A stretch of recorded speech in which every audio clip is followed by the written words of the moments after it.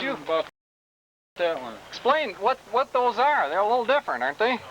Yeah, they're a little bit different. I made these years ago, about 40 years, 40 years ago. This is a jump top Spoonplug. You know, it will swim when you retrieve it, but then it's a jump top spoon. Should work good out there, where it's in that 22 feet of water. This is some big Spoonplugs. This is a jig. Oh yeah. You throw it out. You put a wiggle tail or a buck tail or something on it tied. You got plenty of room. Then you throw it out, it swims to the bottom. Or you can cast it, retrieve it. Good action. And you get it down here, and you give her a pull up on it, and it'll come up, cut a flip, and swim back to the bottom. Now, when the fish picks it up, he gets a mouthful of hooks. How deep do those big ones go? Well, they don't go so.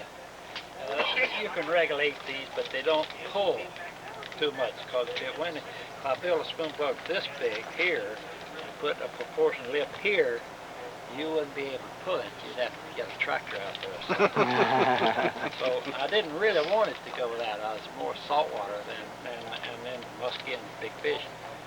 So I come in here and I made this flat in this section here, run true, but I could still pull this size lure through the water pretty good.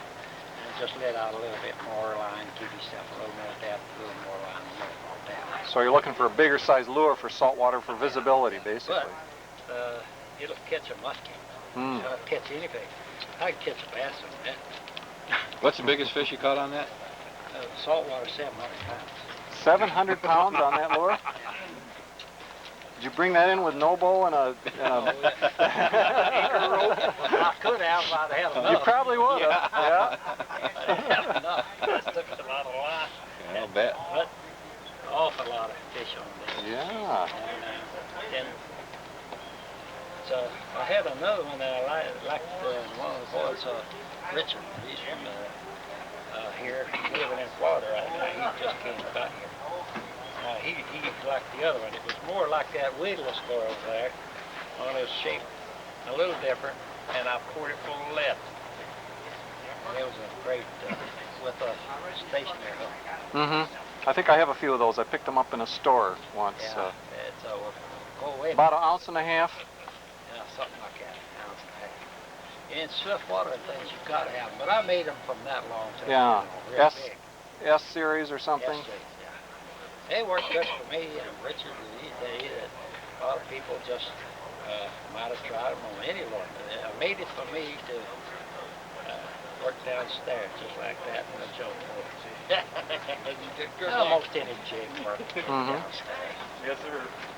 And after the plant burned down, I wasn't interested in building lures. That's enough to make them. People ask for them. Give me something like this. Something for yellowtail or something. Give me a jig. Don't hang up in the bushes all the time. Don't hang up in the rocks all the time. And something when the fish can pick it up off the bottom instead of lying over flat on the bottom, he may not get the hook. That's all. You'll have to take some of these and try that down there. But don't tell nobody. And don't ask for no more. Scare them all out. Yeah, take the one. Now you might have to put a small around it. You'll have to test it. I didn't. In fact, you may go ahead and pass your snap right What do you have to? if it don't work. 210, that's what I figure. You better get down at 200. Down there? Who owned Rapala. Now that's got 3 rings on it? 3 rings on the front. It was the very first Spoonplugs that were made. And what would happen here is that the shell, the one all the way down would give you the shallower running. It would cover the depths up into the shallows. This, of course, is a 100. It goes down to 12, 15 feet. 12 to 15? Yeah, so the middle one was like 12 to 8. Is that about right? And then about 8 to 6, I believe he said. Then he developed the 500 Spoonplug, which goes 2 to 4 feet. And then he started developing the 400. and then he jumped around in there and had developed a 200 and finally come up with a 250. So then he took away these rings, and now we just have one ring. One ring on each Yeah, one. it does a better job of control with the different sizes. It's just one ring. Yeah. So these haven't been made for years, and he hasn't had these down. They went through the fire, Oh. so they're just antiques. I mean, I'll be danged. you won't find these No. anywhere. I've run across one in an antique box. A guy was selling old lures, and I says, "How much you want for that?" And well, he didn't know what it was. He said $1. Oh. I says, "Well, I'll buy it." Yeah, right. I didn't even hackle with him. I should have hackled with him. Got it a little lower. Now, what are these other lures down here?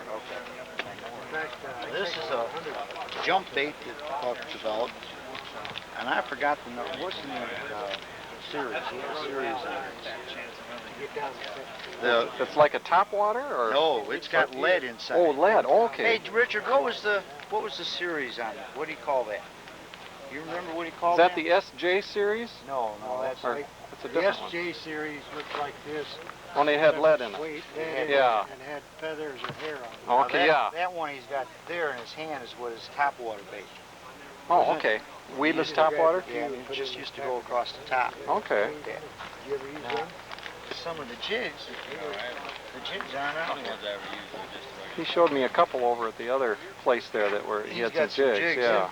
He had Those some are salt interesting. Used to just, you pull them, and it would hop up in the air and come right back around, and when it come back down, it come into the same spot it landed in.